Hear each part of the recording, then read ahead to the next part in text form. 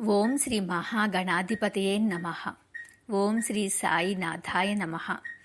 నిన్నటి రోజున రాధాకృష్ణమాయి చాలా బాధపడుతూ నానా చందోర్కర్తో, నేను ఎట్టి పరిస్థితుల్లోనూ నా సాయి మహారాజును నాదైనా మార్గంలో నేను కొలుచుకుని తీరుతాను.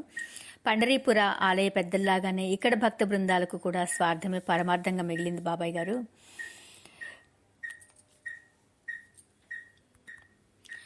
నా దైవం రాధాకృష్ణుడు, నా పండరీనాథుణ్ణి నాకు ఆరాధ్యదైవైన సాయి మహారాజులో నేను చూసుకున్నాను. సాయే నాకు దైవము. ఇక పండరీనాథుడికి చేయాలి అనుకున్న సేవలన్నీ కూడా నేను సాయి మహారాజుకి చేసి తీరుతానని చెప్పిననేసి నానా చాందోర్కర్తో అనటం జరిగింది. మరి ఈరోజు వీరందరికీ సాయిని మహారాజుగా కొలవడం తెలియలేదు, అది నేర్పాలి.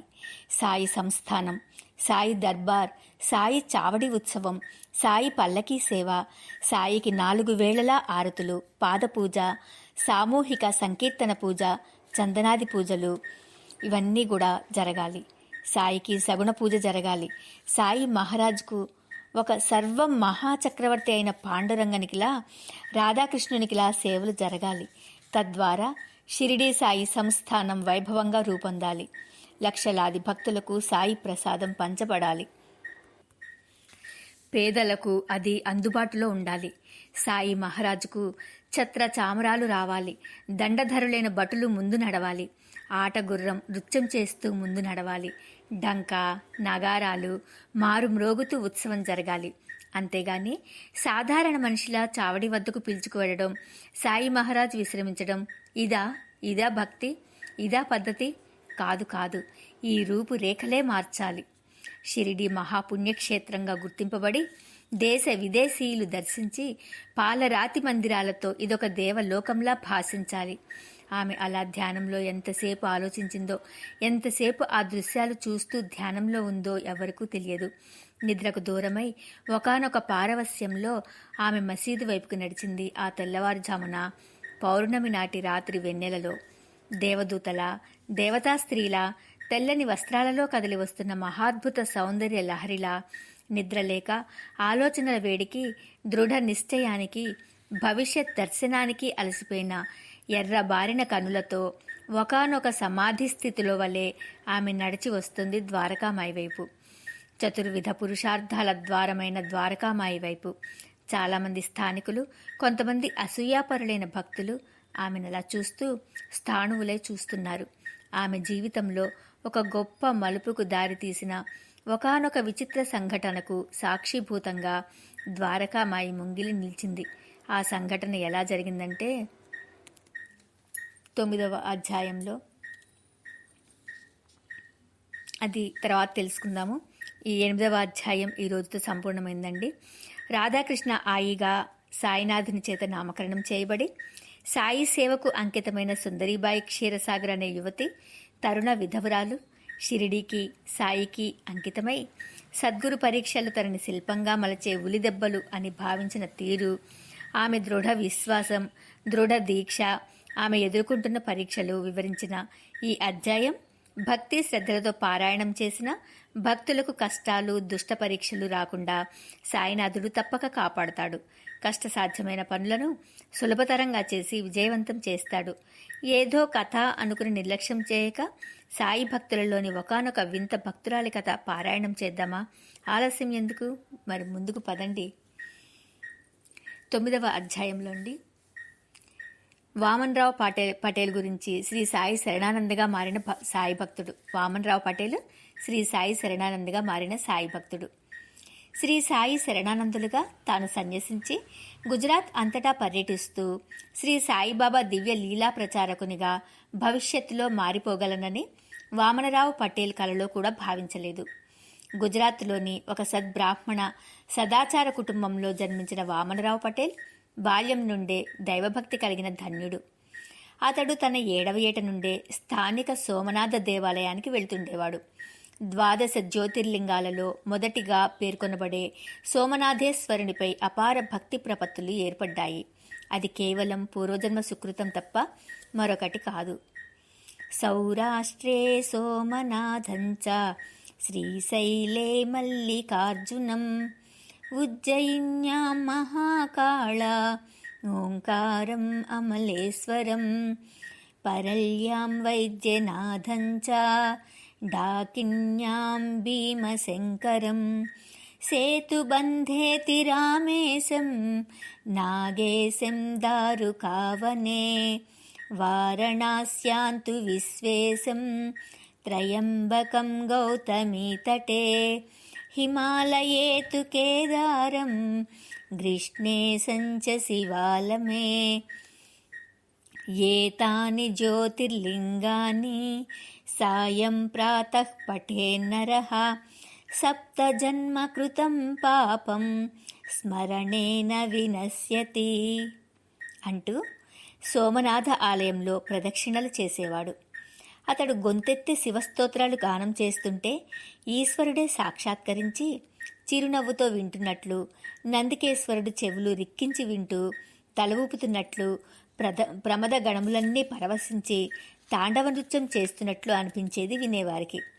ఆలయ ప్రధాన పూజారి తరచూ అంటుండేవాడు మిగతా భక్తులతో, ఈ బాలుడు కారణజన్ముడు.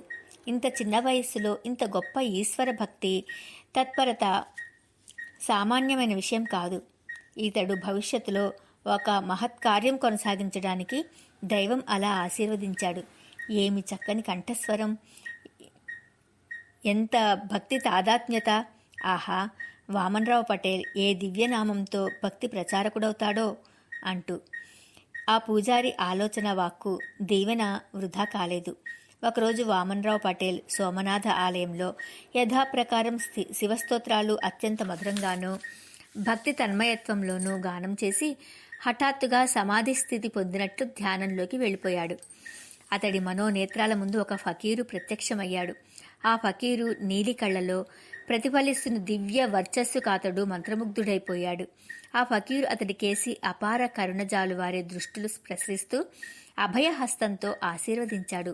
వామన్రావు, నా వద్దకు రావాలి సుమా, నీ ద్వారా ఒక మహత్కార్యం సాధింపబడాలి అన్నట్లున్నాయి ఆయన చూపులు. ధ్యానం నుండి ఉలికిపడినట్లు లేచాడు వామనరావు. ధ్యాన నిమగ్నుడై ఉండగా కనిపించిన ఫకీరు రూపమే పదే పదే మనోనేత్రాల ముందు దోబూచులాడుతోంది. నా వలన జరిగే మహత్కార్యం ఏమిటి అని పదే పదే తర్కించుకున్నాడు. 1911 సంవత్సరంలో ప్రప్రథమంగా షిరిడీ వెళ్ళాడతను. ద్వారకామాయిలో అడుగుపెట్టాడు. సుమారు 50 సంవత్సరాలు సాయిబాబా పవిత్ర పాదధూళితో తపస్సుతో పునీతమై బాబా తపశ్శక్తి రాశీభూతమై ఉన్న ద్వారకామాయి అనబడే చతుర్విధ పురుషార్థాల ప్రదాత్రి అయిన మసీదు అది. ఆ తపశ్శక్తి తరంగాలలా అతడి చుట్టూరా వ్యాపించి పరవశింపజేసింది. ముందుగా బాబా కూర్చునే శిలకు మ్రొక్కి మసీదుకున్న పంచభూతాలకు సాకార రూపం అనిపించే 5 మెట్లు ఎక్కి ధునికి ఎదురుగా కూర్చుని ఉన్న సాయిబాబాను దర్శించాడు. అంతే, క్షణకాలం అతనికి ఏమయ్యిందో తెలియదు. ఒకానొక మహాశాంతి సాగరంలో ఓలలాడుతున్నట్లు, తన శరీరం తేలిపోతున్నట్లు అనుభూతి కలిగిందతడికి. అక్కడ జనన మరణాలు లేవు. అక్కడ నీ నా అనే భేదం లేదు. అక్కడ ఉన్నదల్లా ఒక్కటే, ఏకం పరబ్రహ్మస్వరూపం. అలా ఎంతసేపు ఉన్నాడో తెలియదు. మెల్లగా కలకరిగి నిద్ర మెలకువ వచ్చినట్లుగా ఈ లోకంలోనికి వచ్చాడు. బాబా మనోహరంగా నవ్వుతూ, నా పాదాలకు నమస్కరించకుండా అట్లా చూస్తూ కూర్చుండిపోయావేమిటి వామన్ అన్నారు. ఆ నవ్వు, ఆ దివ్య వర్చస్సు, అదిగో ఆ రోజు సోమనాథ దేవాలయంలో ధ్యానంలో కనిపించిన ఫకీరుదే.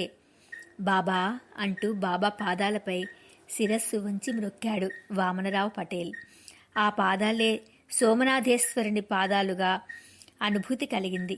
లే లే, దీక్షిత్వాడాల్లో కొన్నాళ్ళు ఉండు, రాధాకృష్ణ అయ్య వద్దకు తరచూ వెళ్తుండు అన్నారు బాబా అతడి శిరస్సుపై చేయి ఉంచి ఆశీర్వదిస్తూ.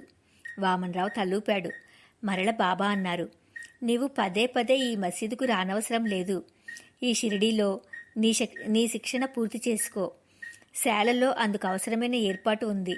ఎందరినో శాలకి పంపిస్తుంటాను నేను. కానీ అందరికీ ఆ విద్యాలయంలోని గురుబోధ అందుకునే యోగ్యత లేదు. వారు కేవలం నన్ను 3.5 మూరల పొడుగు అంటే 5.5 అడుగుల పొడవున్న ఫకీరు మానవాకారంగా భావించి పొరబడినట్లే శాలను కేవలం రక్త మాంసాల అందమైన బడి పాఠశాలగానే భావిస్తారు. అదే వారు చేస్తున్న పొరపాటు. నేను ఎవరినైనా శాలకు పంపుతున్నాను అంటే ఏమిటి అర్థం?